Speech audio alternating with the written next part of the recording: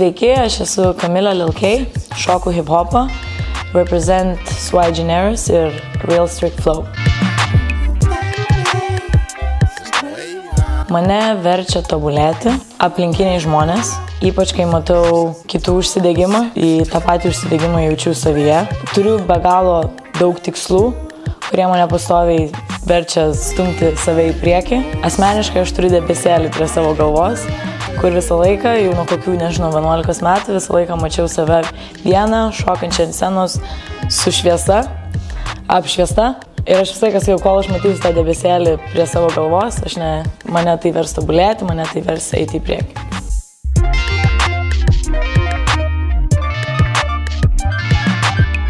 Šokių salėje, tiek namuose.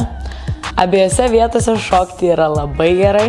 Eiti į klubus, eiti aplamai į renginius, kad ir į gimtadienius tuos pačius ir dalintis tose vietose su kitais šokėjais.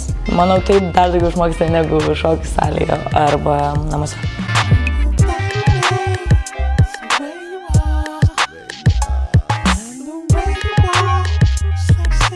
Man labiausiai patinka treniruočių metu vaikų užsidegimas, vaikų noras tobulėti.